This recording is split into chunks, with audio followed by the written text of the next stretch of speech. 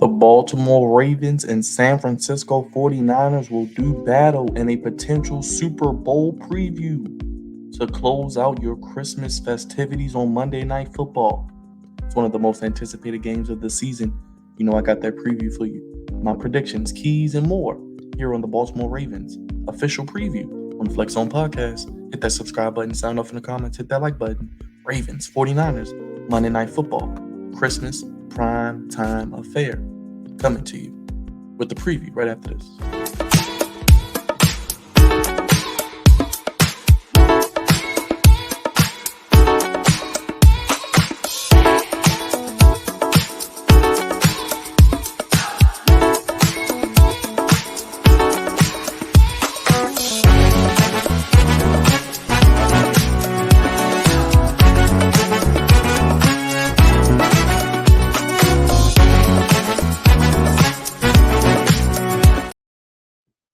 Happy holidays, Ravens fans, Flex Zone family. Merry Christmas, Happy Hanukkah, and Happy Kwanzaa to all of those celebrating your various holidays and celebration festivities. It's the only place giving you sports how you want it when you need it. Ravens, 49ers, potential Super Bowl preview, number one seeds in both the AFC and NFC, doing battle on Monday Night Football. This is obviously what the NFL, ESPN envisioned when it was announced that this game would be taking place on Christmas and on Monday Night Football. 49ers have been beating teams like drums as of late. The Eagles, they've beat the Cardinals last week. They beat the Seahawks in between. They beat the Rams. They are the class of the National Football Conference, the NFC, and the Ravens. Well, they have been one of the hottest teams in the league. They are 11-3. They are number one seed in the AFC, and they've just clinched a playoff berth of their own. And if they win out, they will win the number one seed in the AFC. David versus David. I mean, it's the unstoppable force meets the immovable object. It is a matchup of two heavyweight juggernaut teams who are very similar, in my opinion. They're ran very well in the front office. Eric DeCosta and John Lynch, two very good head coaches. John Harbaugh, Kyle Shanahan. Kyle Shanahan may be the best play caller in the NFL. You got two teams who run the ball effectively very well and play physical, hard nosed. They impose their will defensively. This is a game that really doesn't need much selling, doesn't need me hyping it up, doesn't need me gassing what we already know about these teams. I kind of get vibes of an old school Ravens Steelers game when I think about this matchup. I really don't think it's going to be a lot of points while both teams are explosive offensively. I think there will be a bit of a filling out process, and I think it really won't be a lot of separation between the two teams. I'd be surprised if we get a blowout. I think both teams will be able to not only withstand each team's best shot, but provide a counterpunch and punch back. The Ravens, like I said, are looking to be the number one seed in the AFC. This is a litmus test game going up against a team you could see down the line if you make it to a Super Bowl.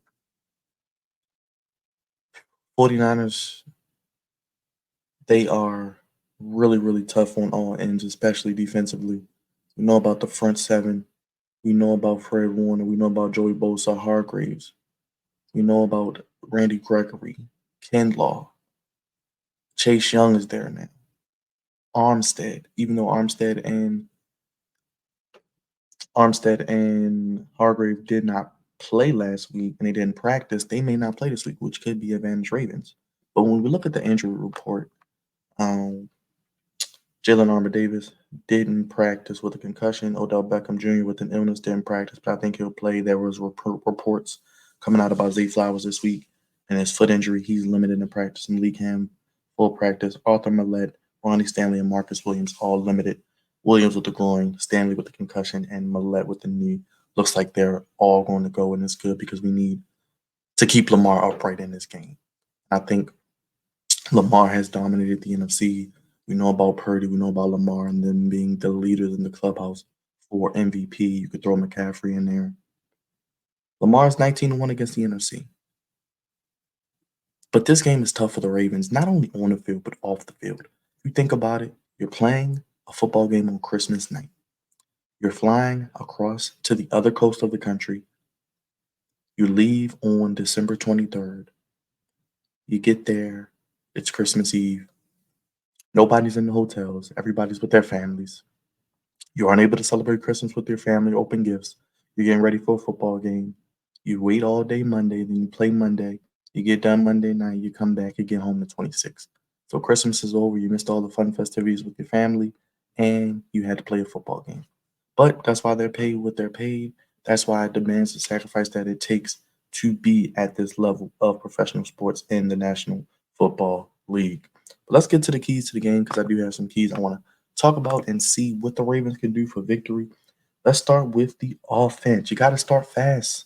You don't want to have multiple three and outs. You don't want to have a situation where you're not able to move the ball past midfield. You're constantly punting and you're giving San Francisco consistent opportunities offensively.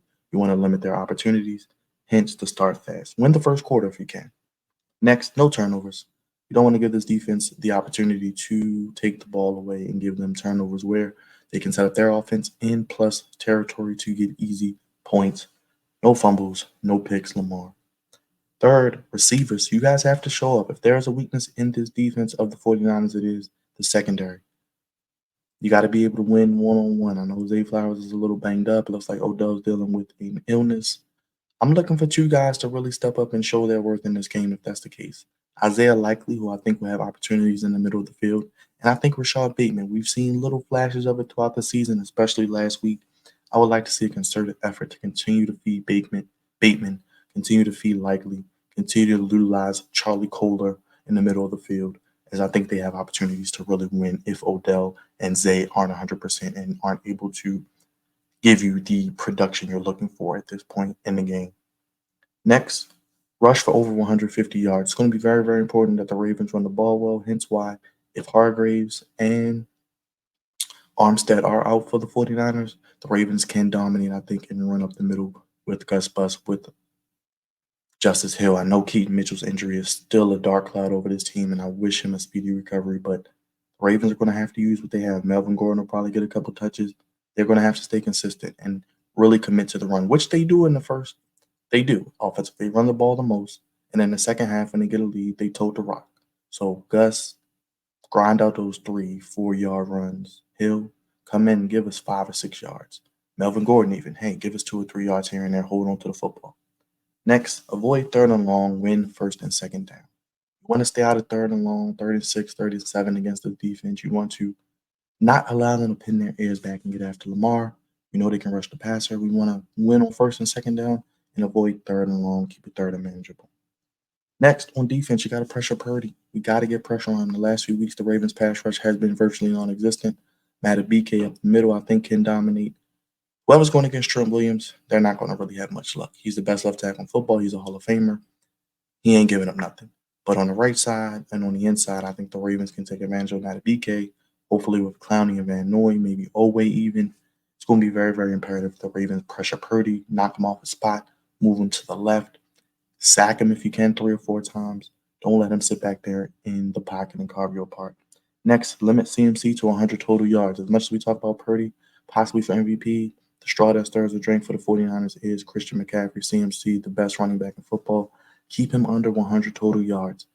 Rushing and receiving combined. Do not let him get going. Not let him get hot because he can single-handedly carry this team on his back. Tackle well. That's my third key. You got to tackle well. Debo, Ayuk, Kittle, McCaffrey, Juszczyk, Jennings, Purdy. Tackle these guys well. They get a lot of yak yardage. They make a lot of big plays off of short gains. Tackle well.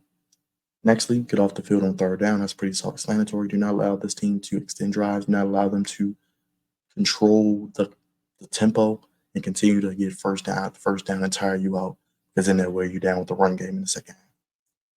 Lastly, no plays over 20 yards for the defense. Ayuk, Debo, they both average about 20 yards of reception. Kittle, contain them best you can, please. Do not allow them to get loose. If they catch the ball short, tackle them. Do not allow them to get hot and really percolate and turn a 20-yard pass into a 40, 50-yard game. Special teams, pin them deep. Jordan Stout, you may have to be as busy as you've been in your career in this game. Pin them deep. Pin them inside the 20. Make them have to go the length of the field against our defense. And the last one is let Tucker cook.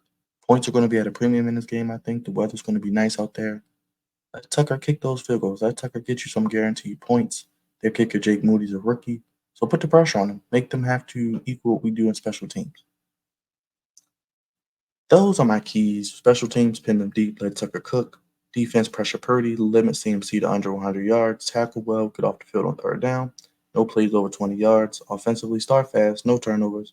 Receivers got to show up, rush for over 150 yards, and avoid third and long by winning on first and second down. I just think with everything that's going against the Ravens off the field, having to travel out there, being away from their families, I do think they will be mentally prepared for this game because they are playing the underdog role. I do think they are playing the us against the world mentality, and I always say the Ravens do their best work when people don't expect them to win, when they're playing a tough team, tough competition. But I think this is going to be, like I said, the old Ravens Steelers rivalry games where first team at 20 points wins. A late field goal could be the difference. For the first time in a while, I'm picking against the Ravens. I am going to pick the 49ers 20-17, but it would not shock me if the Ravens did win by getting after Purdy, forcing a defensive turnover where they could maybe get a touchdown or great field position, and Lamar to have an MVP type game where he runs for 100 and maybe throws for another 150, has 300 yards total of offense. But some of these injuries to the receivers, especially with Zay and Odell, not sure they're going to be 100%. I don't know how consistently they're going to be able to win with Bateman, Likely, and Kolar. And if they can't run the football, then they're basically turned into a team where Lamar has to throw it over 30, 35 times. I could potentially see them getting after him, getting some sacks because of Stanley's ineptitudes and injuries this season, and maybe even force Lamar into a couple turnovers. But I'm going with the 49ers to win 20-17. I know I didn't want to pick the 49ers, but I've been battling with it all week. I thought the Ravens really could win, and it would not shock me if they win. But I'm going with the 49ers to beat the Ravens 20-17. But if these two teams do have to play again, it will only prepare the Ravens even the more. Don't forget, we have the official Baltimore Ravens postgame show. Spend your Christmas with the Flex Zone podcast, as we will be officially live for the Baltimore Ravens post. Closing out your Christmas festivities after the Ravens game, talking about the game, injuries, keys, offense, defense, special team grades. Next game for the Ravens, which is the Dolphins after this. We return home on New Year's Eve. What went right, what went wrong, standout players. Make sure you guys sign off in the comments. This is your show. Let me know your thoughts. Let me know your keys to the game. Let me know your thoughts on injuries, X factors, anything I forgot, keys. Subscribe if you're new. Hit the like button. We appreciate all our new subscribers. It's the Flex Zone Podcast, only place giving you sports how you want it when you need it. I am unfortunately picking the 49ers 20-17. I think it will be an old school black and blue AFC North type battle like the Ravens and Steelers used to have. First team to 20 wins. And I think the punters will be busy. I think the kickers will be busy. And there will be an interesting aspect of who can make that big play offensively and who cannot turn the ball over. God's favorite host, signing off. We'll see you. The official Baltimore Ravens postgame show. And I'm going with the 49ers to beat the Ravens 20-17. Don't beat me up in the comments, but let me know your thoughts down below. What you think and what happens in this game. We'll see you for the postgame show. Ravens 49ers Monday night. Merry Christmas, everybody. Talk to you later.